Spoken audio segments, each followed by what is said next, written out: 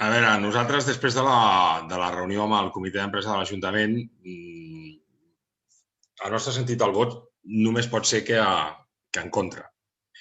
Des del nostre grup no podem aprovar una revisió de l'organigrama sabent que el comitè d'empresa fa més de 3 anys que demana una valoració de llocs de treball a totes les escales, que des de l'oposició s'ha demanat, la Roser Calvet ho va demanar el 26 de novembre del 2020, jo ho vaig demanar el 27 de maig del 2021. Bueno, és un clam de fa temps, ¿vale?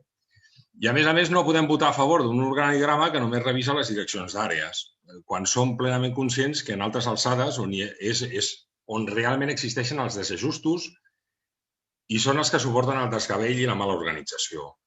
Ens agradaria també que se'ns expliqués què millora aquesta revisió de l'organigrama, si suposa un estalvi econòmic o millorar el servei.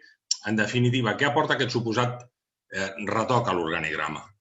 I al grup d'Esquerra Republicana ens agradaria preguntar-los si com a força d'esquerres i soci de govern continuen creient en el sindicalisme com a model de relació treballadors-administració-empresa, perquè comencem a fer palès una manca de diàleg amb el comitè que a l'oposició com a mínim ens ha arribat.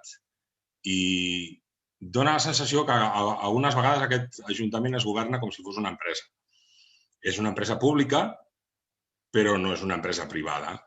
I dona la sensació que la relació comitè-ajuntament no acaba de ser lo fluida que hauria de ser, i al no ser lo fluida que hauria de ser, pensem que els perjudicats al final són treballadors i usuaris de servei.